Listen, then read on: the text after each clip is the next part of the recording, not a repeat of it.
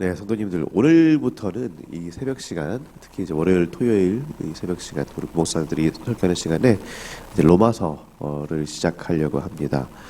로마서는 잘 아시는 것처럼 바울이 로마에 있는 그리스도를 믿는 이들에게 쓴 편지입니다. 로마에서 쓴 것은 아니고요. 아마 3차 전도 여행을 마칠 때쯤에 고린도에 있을 때 썼던 것 같습니다. 사실 이 시점에 바울은 로마를 가본 적이 없죠. 그러니까 로마에 있는 교인들을 만나본 적이 한 번도 없습니다. 이 편지를 받는 사람들도 바울을 만나본 적이 없고요. 아마 바울이 누군지도 잘 모를 수도 있을 것 같습니다.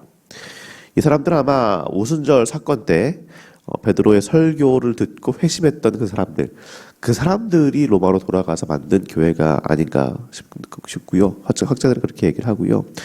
만약에 그렇다면은 교회의 많은 이들이 유대교 출신의 그런 그리스도인들이었을 걸로 생각이 됩니다. 그래서 그런지 로마서를 보면은요, 바울이 쓴 서신치고는 굉장히 유대인, 또 유대교, 유대인의 역사 이런 것들에 대한 이야기가 굉장히 많이 나옵니다. 구원에 대한 이야기를 봐도요, 특히 1, 2, 3장, 4장 보면은 이제 앞으로 보시겠지만 처음에는 유대인에게, 그리고 그 다음에 이방인에게, 이런 식의 표현이 굉장히 많이 나와요. 처음엔 유대인, 그 다음에 유대인이다, 그 다음에 이방인이다. 반복적으로 나오는데 아마 그 이유는 두 가지 정도로 추정할 수 있을 것 같습니다. 첫 번째는 로마 교회의 많은 이들이 유대인이었을 것이기 때문에 그들에게 말하는 것이기 때문에 그럴 것이고, 두 번째는 이 서신을 쓴 여러 가지 목적들이 있겠지만 그중 가장 큰 실질적인 이유 중에 하나가 예루살렘 교회를 위한 구제 헌금을 모으기 위한 것이었기 때문입니다.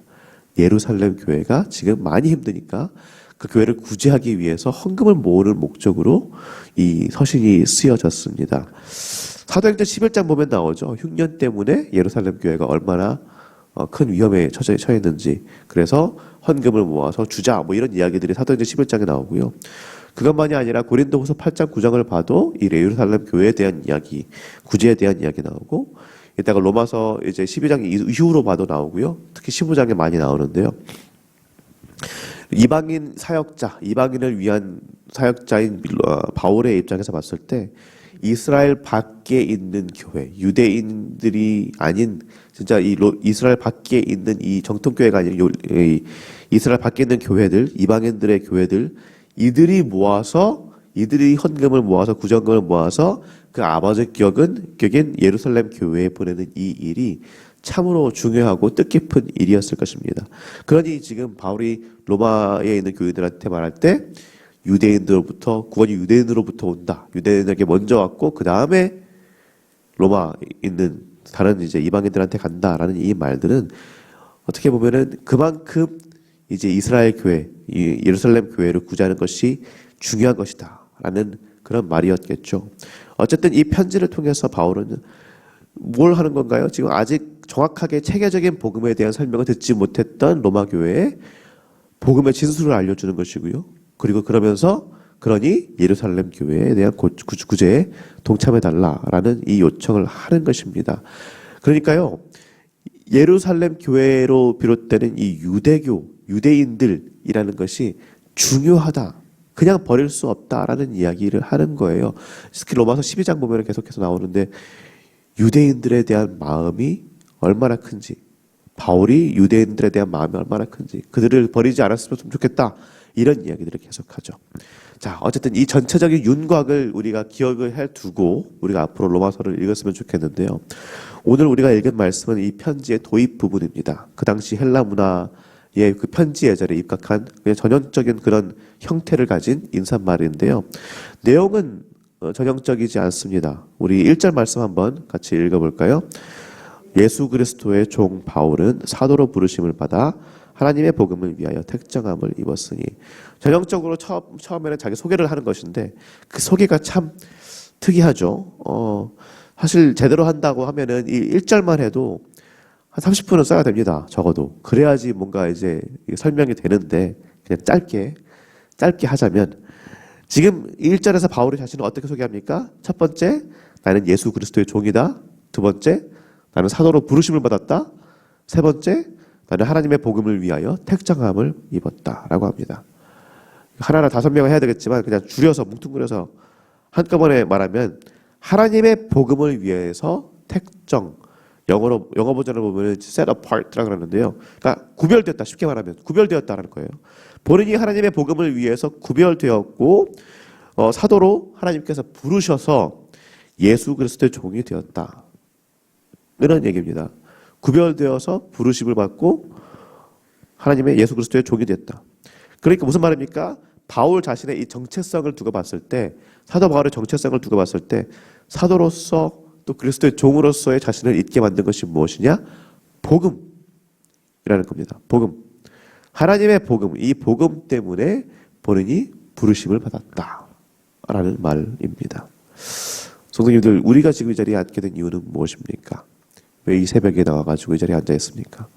또 그것만이 아니라 삶의 지금 이 순간까지 이렇게 걸어오게 된 이유가 무엇입니까? 다른 것 어떤 것이 아닙니다. 복음 때문인 줄로 믿습니다.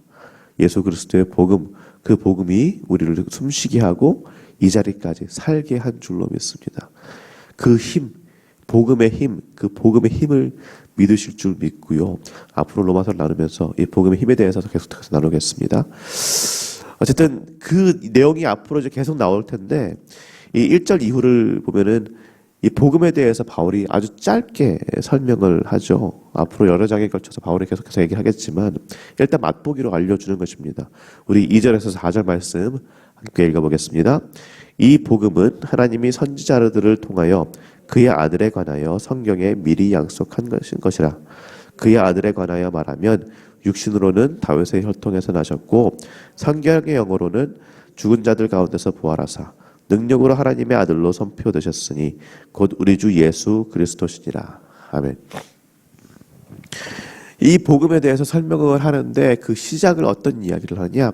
복음의 역사성에 대해서 얘기합니다. 역사성. 복음이 연속성이 있다는 겁니다. 이 복음이라는 것이 예수 그리스도의 탄생과 함께 갑자기 하늘로부터 뚝 떨어진 것이 아니고요. 진공 속에서 갑자기 뚱딴지 없이 확 생겨난 그런 것이 아니고 연속성이 있다는 거예요. 하나님께서 예전부터 선지자를 통해서 계속 말씀하셨던 것. 하나님의 구원 계획이라는 게 예수 그리스도를 통해서 시작한 것이 아니라 그 전부터 있어왔던 하나님의 그 구원 계획들이 예수 그리스도에서 정점이 찍혔다는 것이지 전에 없던 것이 갑자기 생겨난 것이 아니다라는 말입니다. 어떤 사람들 보면 그런 이야기를 하죠. 구약의 하나님과 신약의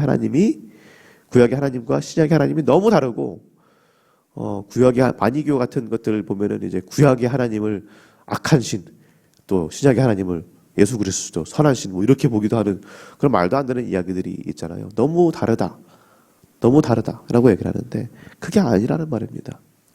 하나님은 어제나 오늘이나 내일이나 동일하신 분이시고 구약에서 하나님이 예수 그리스도를 이미 예견하셨고 그 계획대로 결국에는 예수 그리스도께서 나오셨다라는 이야기.